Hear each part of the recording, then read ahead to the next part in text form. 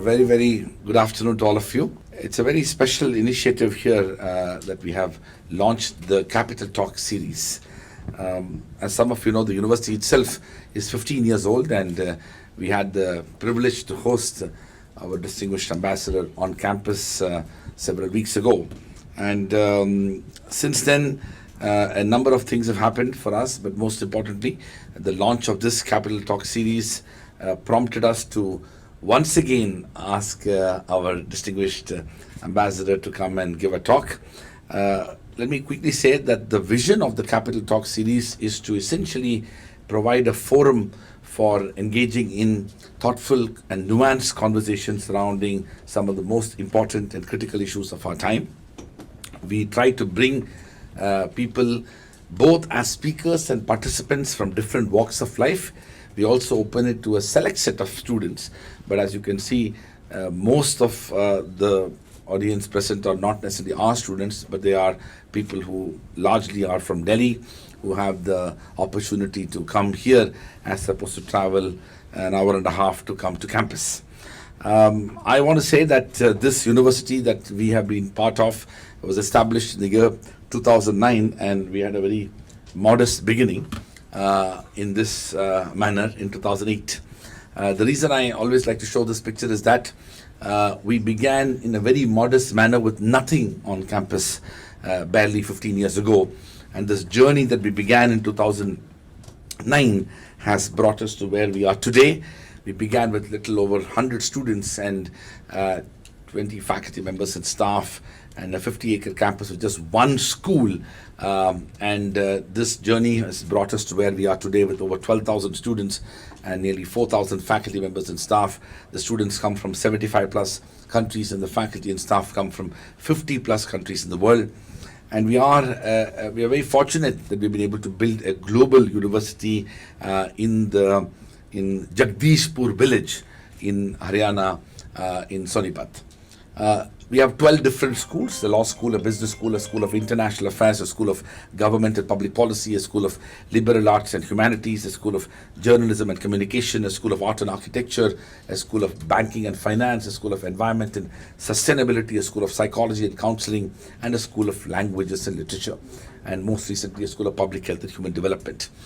These 12 schools plus the 4 institutes, including the institute that is hosting today's Capital Talk series, the Jindal India Institute, form the academic and intellectual agenda of the entire university. We also take enormous pride in recognizing the fact that we are a global university. We have partnerships with universities around the world, including several German universities. Our collaborations extend across student, faculty, research, as well as other dimensions of university partnerships, and they run into plus 75 countries and over 400 universities in the world.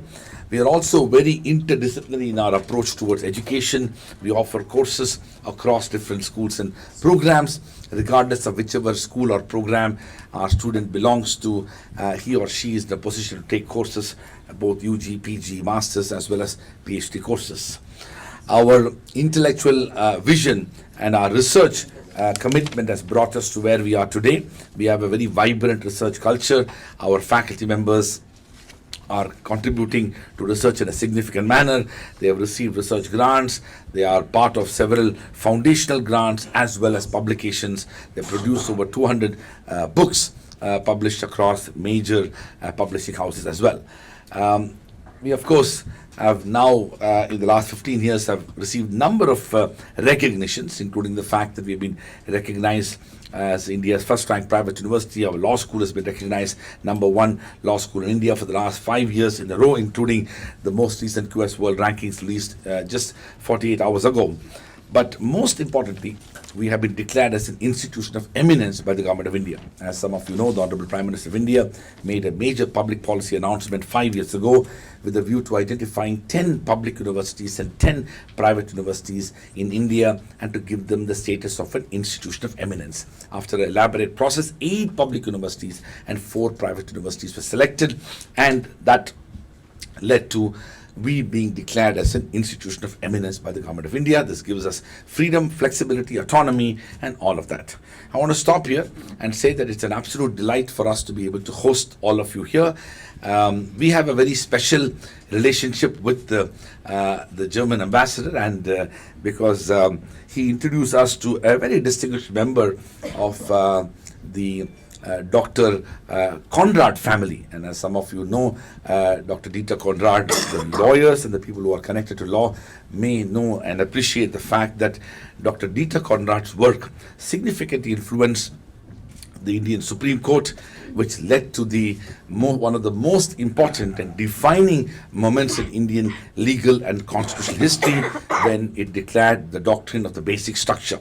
That doctrine of basic structure, which has withstood the test of time, despite a number of controversies surrounding the legislature and executive and judiciary, the most important individual who influenced that doctrine in many ways is Dr. Dieter Conrad. Dr. Conrad had actually given this as a part of a lecture that he delivered in Banaras Hindu University many decades ago, and that led to an extraordinary development of Indian jurisprudence. And as those people who are connected with law in this room will know, that doctrine and that basic features doctrine is one of the most defining moments in Indian constitutional history. So we owe, when he died, Dr. Conrad, A.G. Noorani, one of India's distinguished public intellectuals, wrote a beautiful tribute in the front line when he said that India owes a debt of intellectual gratitude to Dr. Dieter Conrad. So our distinguished ambassador recently introduced us to the family member of Dr. Conrad who visited us, and I am delighted to share this, that we are in the process of instituting the Dr. Dieter Conrad Memorial Lecture on our campus as a tribute to this extraordinary German jurist. Thank you very much. Dr. Philipp Ackermann, if I'm pronouncing it correctly. Thank you very much, Ambassador, for accepting our invitation. And as some of you all have attended the previous one, we started just last month with the first session, and this is our second session, and we continue to keep our association with you going, and with many more meaningful this thing. So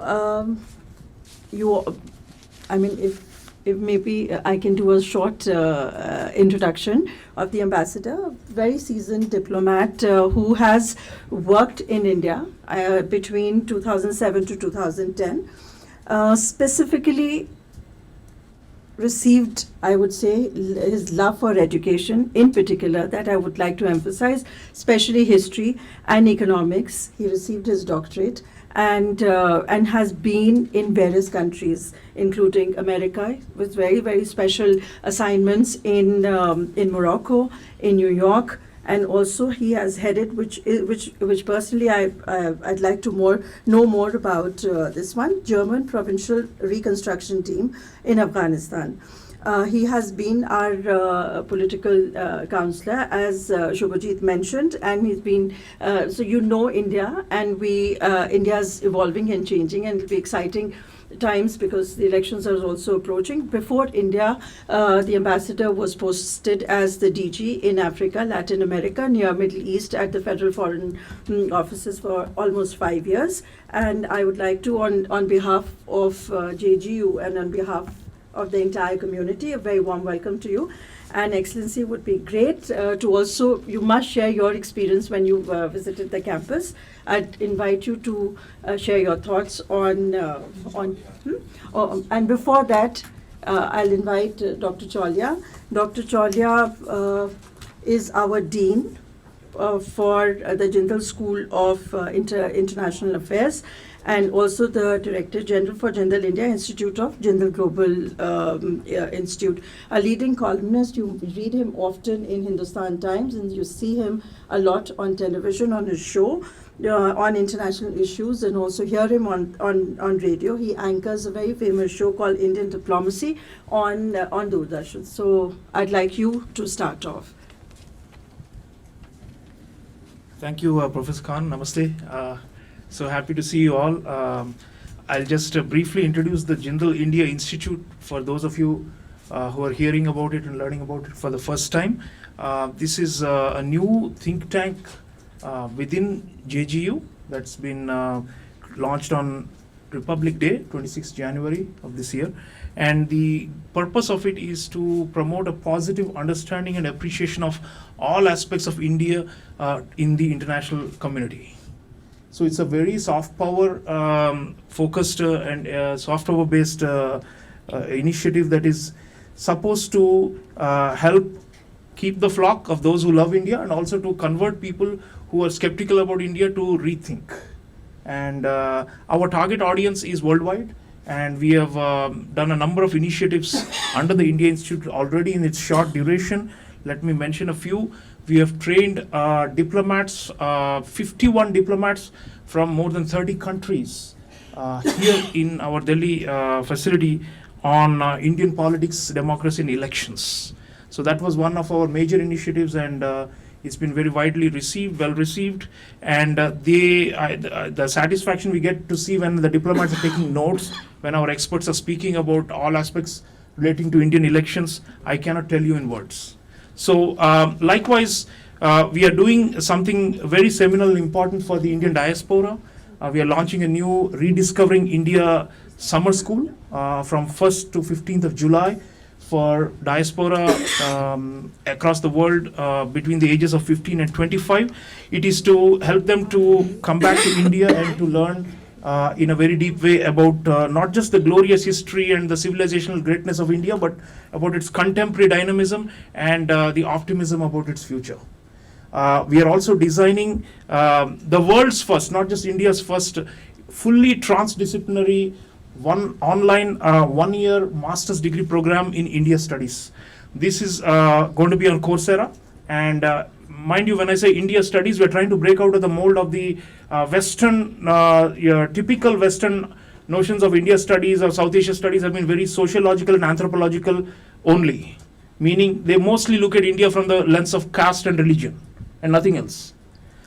We are breaking that mold and covering whole panoply of issues. Of course, society and culture is there, but it's not the only thing. We're doing a lot of courses within the MA India Studies on doing business in India and the economic prospects of India, on its foreign policy and diplomacy, and here Ambassador's presence here and his talk today is most relevant for that, on ecology and environment in India, on science and technology in India, on the digital transformations that are underway, and the million mutinies, to use V.S. Naipaul's famous phrase, that continue to animate this country and take it to greater heights.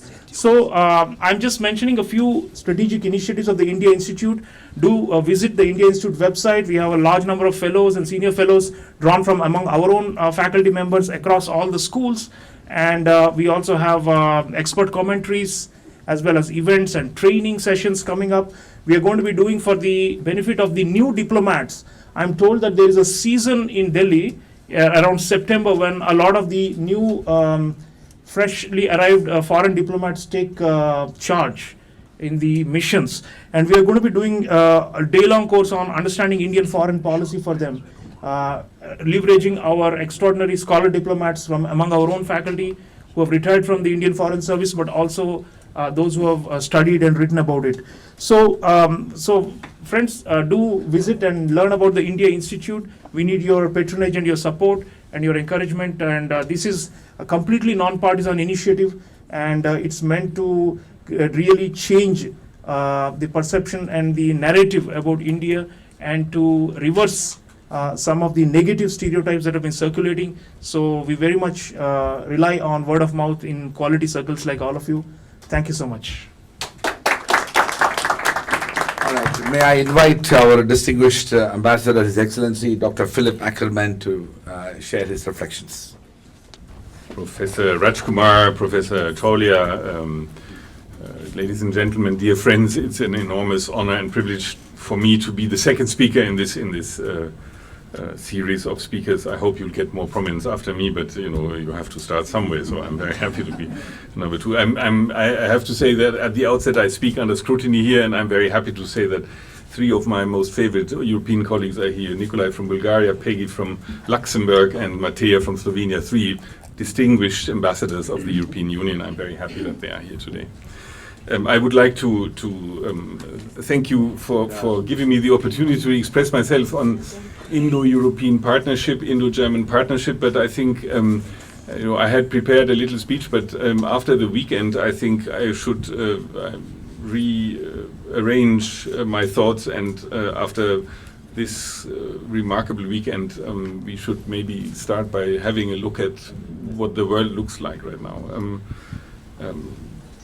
We had quite a weekend, and there was an unprecedented attack on Israeli soil by Iran, and you have seen the reactions everywhere, the condemnation from many governments, including mine.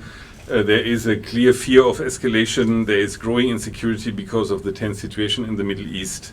We see growing attacks of vessels in the Strait of Hormuz. The Houthis are aggressive. We see a growing piracy moment. We have seen the case of the MSC Arise with 17 Indian nationals being taken hostage by the Iranian government. I think negotiations are underway to free them. I hope it will be soon.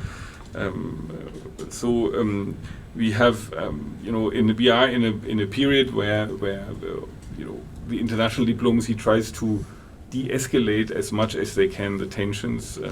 Foreign Minister Jay Shankar and my foreign minister had the same idea, namely phoning both ministers, the Iranian and the Israeli foreign minister, and urge them not to escalate further. And I hope they will be heard.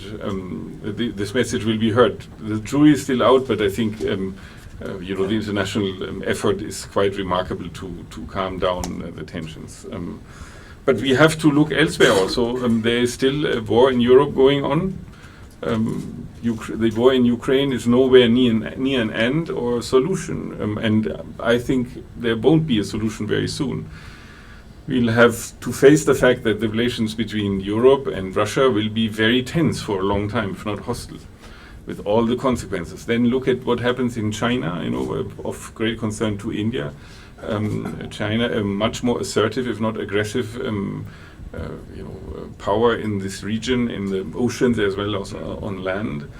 And then you should not forget, and you feel it right now, we'll face a very hot summer in Delhi, and that is an expression of a growing climate change that is maybe the most urgent problem we have to tackle. And with the international situation as it stands, it's sometimes tends to be forgotten how urgent that is. And there is also no imminent solution for this. And I'm not mentioning all the other conflicts that nobody talks about anymore, Sudan or Eastern Congo, where thousands of people die, and the world shifts its attention to the other conflicts. In the midst of this very, very difficult situation, I think I can't remember the world being in such difficult times than now. We see from Europe, from the European Union's perspective, we see clearly how much India is rising right now. Now we will observe with admiration the world's biggest election starting on Friday. This is quite an exercise. It's a festival of democracy. No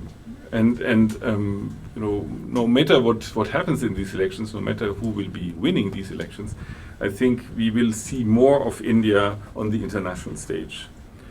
The G20 presidency gave us a little taste of that. India claims a seat at the big table, and we, Germans and Europeans, think rightfully so. Whether it's the UNSC or elsewhere, India is and has to become more visible and more recognized. This is a role India deserves, like no other country, but it is a role, one should not forget, that comes with high hopes also. More than ever, India will be assessed by many. Not only the countries of the so-called Global South, its international appearance and policy will be vetted.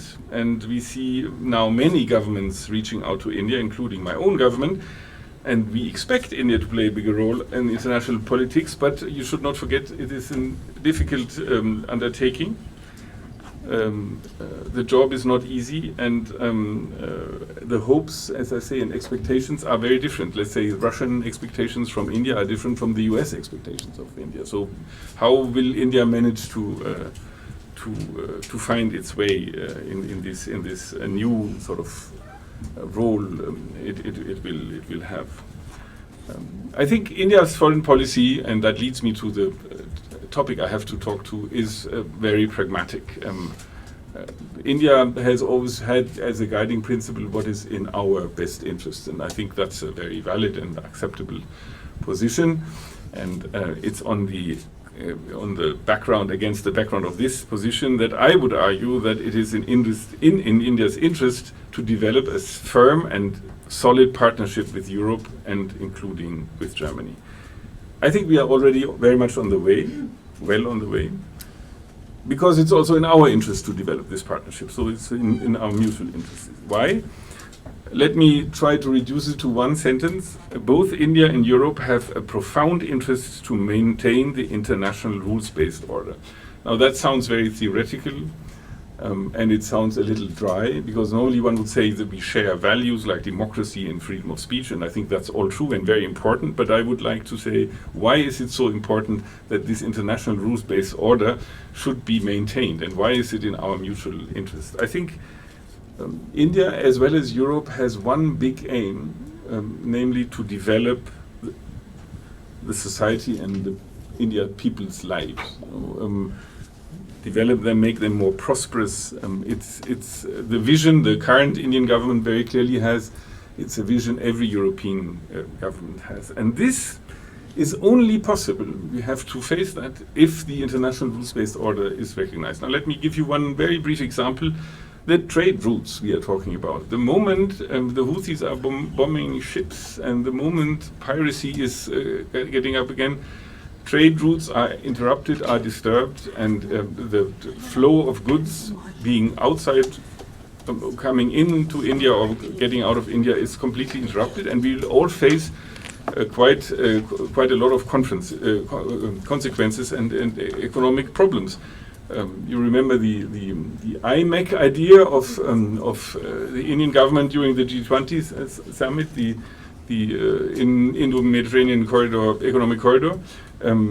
It looks very badly right now. It's a good idea, but it doesn't look very good when you see what happens in the Middle East right now. So I think we need to make sure that, and that's an example, free navigation and undisturbed trade routes are there. We need to fight the danger from revisionist and aggressive regimes. We need to try to mitigate the consequences of climate change. And all this can only be done if you work under an umbrella that secures your moves and activities. And this is, I think, where India and Germany and India and Europe have very converging interests. And I want to also stress that in this converging interest, this partnership, Indo-Europe, Indo-Germany, is not only a government-to-government partnership. That would be the most classical partnership. It is a partnership where many, many non-state actors will be involved and will play their role. Jindal University being one of them. You say that you have good relations with Humboldt University already, and Hertie School also. That's, I think, where we have to head, that the whole subcontinent is basically involved in this partnership, and that's the same is, of course, valid for the European part. And Europe is one of the few political entities that can guarantee sort of this exchange on a non-state actor level, which is very valuable and very important, be that academic, be that economically. So this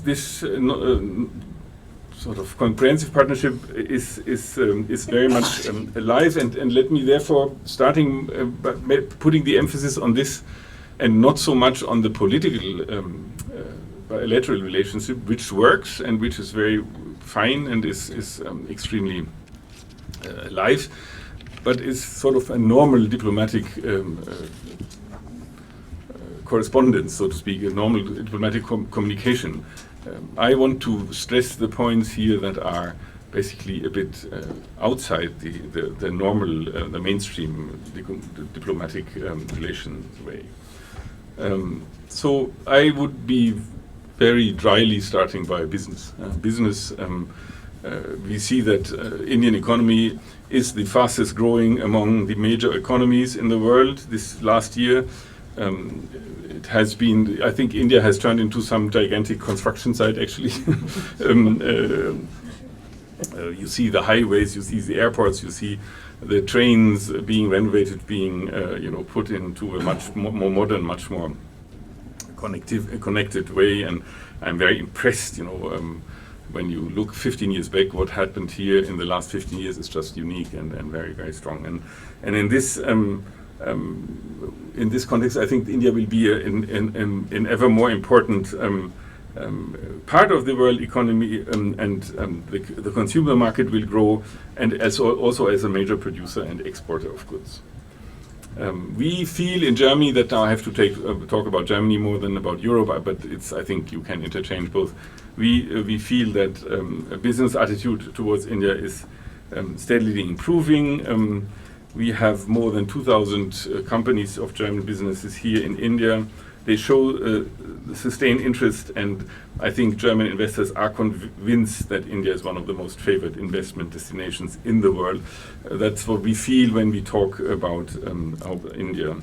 So that includes also small and medium-sized businesses, not only the big ships, but also the small hidden champions, as we call them. They are all here and have growing interest in India. There is what my government calls the encouraging of de-risking. That means don't put all your eggs in one basket policy.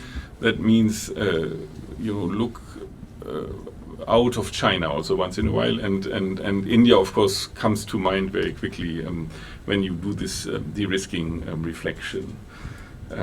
So we will, in this year, in October, the German Business Association will have its biannual meeting on its Asia business in Delhi, which is also a clear signal. Every big CEO of every big German company will be here, and the German government will be here, Indian government will be here, and it is an enormous gathering of all powerful industries. And I'm very much looking forward to this. That it is held in Delhi shows already that the business climate is it's good. I have to say, however, there are also challenges. India is not the only country that comes to mind. So many German businesses look to Vietnam, Indonesia, Malaysia, Singapore. There is a couple of impediments and challenges that have to be overcome. Investment security, regulation issues. We have a big issue with regulation issues, but also intellectual property rights. That's areas where we have to find solutions. I think we can find solutions. It's possible. We have developed a very good working relationship with the Ministry of Commerce, and we have a very good formats where we can tackle these problems. But there is still room for improvement, I would say.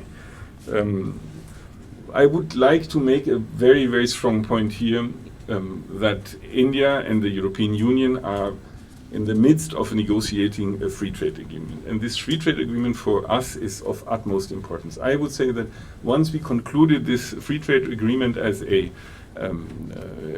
this will change the German business attitude towards India completely. So you'll see a rush of investments, I would predict, once this free trade agreement is concluded. We are not that far.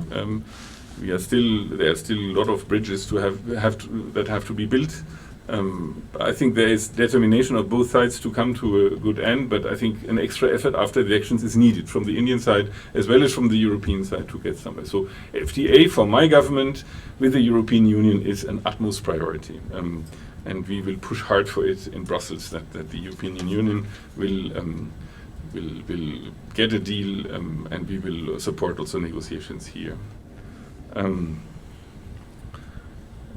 So we have about a trade balance of $33 billion, India and Germany, which makes us the biggest partner in the European Union.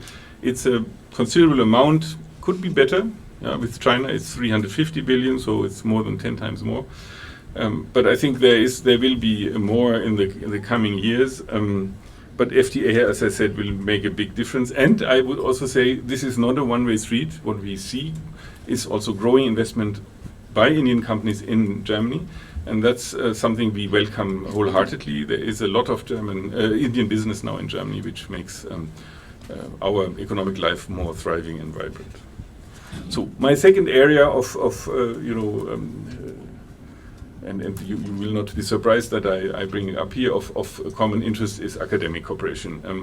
That might sound a little niche-y, but it is not. I think it's extremely important. We have 500 academic cooperations at university level with German universities, and as I mentioned, Jindal University being one of them. I think these academic cooperation projects will lead to easier transfer of technology. Transfer of technology is a key pivotal element in our bilateral relations, European and Indian relations. It is of mutual benefit, and it's very important. You cannot research in this very, very competitive and extremely it's a research landscape on steroids, right, in the world, and the more you join hands, the better your results get. And we have made the experience that working with Indian research institutions has really brought a lot of profit for both sides. We have, in this context, the Indo-German Science and Technology Center, which is linked to the DST here. It brings together Indian and Germany researchers on issues that are fundamental to solve the challenges that we face. I give you an example: how to make agriculture more efficient, how to reduce CO2 emissions, and how to insulate buildings so that they are more sustainable. India is the only country with which Germany has this cooperation and this GSTC, and we are very proud of it. Germany is India's second most important partner when it comes to joint research publication. It was also very important. The impact factor of these Indo-German papers is the highest compared to the papers published with any other country. It's also very, very good. And you see how important this academic cooperation is and how fruitful it can be. And India is a partner at the large-scale science projects like the Facility for Antiproton and Ion Research FAIR. It's an international project in Darmstadt, and DESI, a research facility for particle physics in Hamburg. Indians researchers make a significant contribution to these. And then I have to say this is the most stunning fact that we have now almost 45,000 Indian students in Germany. It's the biggest non-German group is Indian students now, and we have in our system about 50 to 60,000 new applications. So we will see many more students coming to Germany. It's becoming a very, very popular study destination. We want to increase the number because German universities are very satisfied with Indian students. And I have to say that very openly, we also hope that many of the students will stay in Germany after they graduate and at least for a couple of years work in Germany. And to our knowledge, about 70% do so. So we'll have what we call circular migration. They will stay a couple of years and then come back to India. And that leads me to my next item, which is in this partnership also so thriving and important, namely migration as such. Many of the European countries have signed mobility partnerships with the Indian government because Europe, because of its demographic situation, is in dire need of skilled labor. And India's government and Indian states also are very interested in getting Indian skilled labor across the board to European countries. Because India has made very good experience with migration and the way migration works. India is a very open-minded country. Indians are very mobile in a way, I must say, and we in Germany have made excellent experience with Indian skilled labor, be that a truck driver or an engineer. It's really across the board. So I'm very pleased to meet every now and then a group of young Indians who are about to leave India, going to Germany, and when they tell me the little towns they are going to, I'm getting a little nervous because I'm not sure whether they find the Indian supermarket they wish to have, or some restaurant called Taj Mahal or something. I'm not sure whether they find it, but the experience of many Indians in Germany is very good. So this will be, for us Germans, will be one of the most important areas of our cooperation with India is migration. And it's a new thing for us. We will have to adapt, and you'll see much more activities in this endeavor in the coming months. My fourth item is, now we are coming back a bit to government, is what I call strategic cooperation. You see that India and Europe, and India and Germany are comparing notes on what happens in the region. Indo-Pacific all of a sudden has a new weight in Germany, in Europe, when it as an area where free navigation has to be protected, and we look with a certain concern, what the big neighbor in the north is doing in the area, and therefore you will see much more of European presence in the Indo-Pacific. We'll have, just to give you an example, in August we'll have a joint Air Force maneuver in Coimbatore, where Germany, Spain, and France, and I think even the UK, will participate and fly together with Indian Air Force maneuvers. And we'll have in October another German frigate and a second ship coming to Goa on their way through the Indo-Pacific. And that's, I think, a visible commitment to the protection of free sea routes, and trying to make sure that aggressive behavior is noticed and not tolerated. That leads also to a certain increase in defense cooperation, and we know that, for example, our friend to the west, our French neighbors, they have a very developed defense partnership with India, but Germany is also developing a good defense partnership. We have been accelerating our approvals for Indian defense purchases in Germany, and you might have heard we are, with the support of the government, we are bidding for a submarine tender, which we hope at some day will see the light of the day and will be accepted. There is a joint venture between a German private company, TKMS, and the Mazagaon shipyard in Mumbai to produce these submarines. And that shows, how much we, in the strategic sphere, feel that India needs more attention and should get more from Europe, not least because we feel that the dependency on Russian arms purchase should be, a bit loosened up, let's say. My fifth area where we should definitely work together more between Europe and India is climate change. I think without India, any effort to tackle the consequences of climate change is futile. This is one of the countries that has to be on board. And I can say with great satisfaction that India and Germany are joined in this partnership for green and sustainable development, which the Prime Minister and the Chancellor have signed 2 years ago. It's a very, very intense and very concrete partnership where India and Germany sit down and try to figure out which projects across India can be financed, can be worked where we can cooperate in order to make, to adapt, let's say, to the situation. That might be the occasional energy provider in a state who wants to get more renewables in its energy mix and needs some financing, or that might be the metros of Ahmedabad, Mumbai, or Bangalore who get German financing to expand their networks.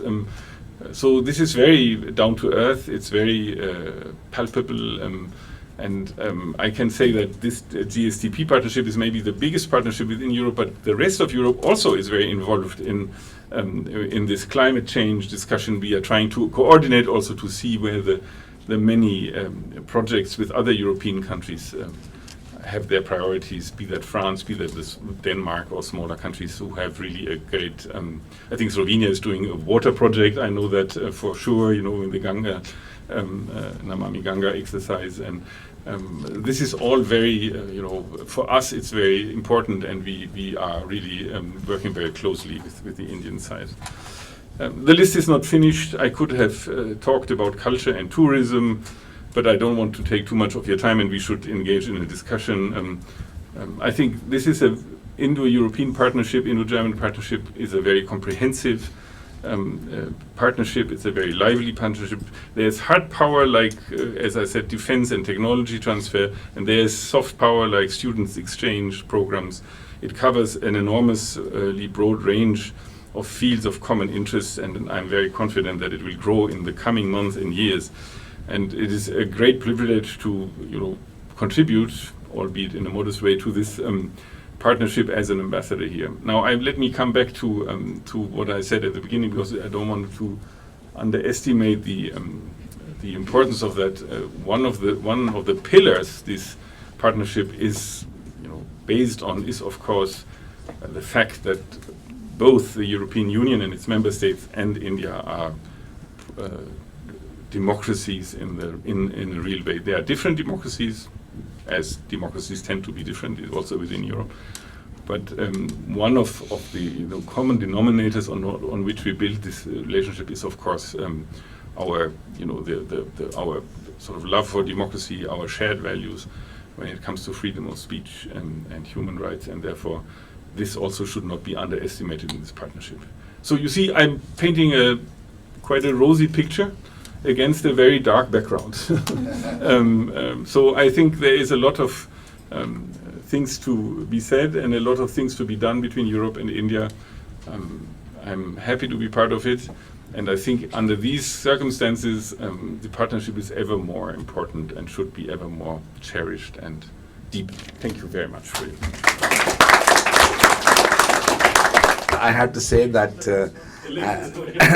as a seasoned diplomat, you answered all the questions in a very thoughtful and reflective manner. I deeply appreciate your presence, but also I think your commitment to recognizing the complexity of the issues that we're dealing with, and so most of your responses are also very nuanced, and actually it's important for our students because what you don't see in social media, in the wider media, is also about the fact that people recognizing that some of these issues are difficult. We may not even know the answers. Even if we have the answers, they may be tentative. That degree of humility is rarely demonstrated. So today what we saw with the ambassador is this self-effacing approach towards engaging with complex issues, characteristic humility and gracefulness in which he spoke and he responded to it, speaks volumes about his own intellectual integrity. So thank you very much, Ambassador Ackermann, for your presence. I want to thank all of you for joining us in this Capital Talk series. We look forward to seeing all of you back in early May when we will be hosting Mr. Amitabh Kant, the G20 Sherpa, who will be back again. Like the ambassador, he had come to our campus, but now he will be back here in this facility. So thank you very much. Enjoy the evening and best wishes.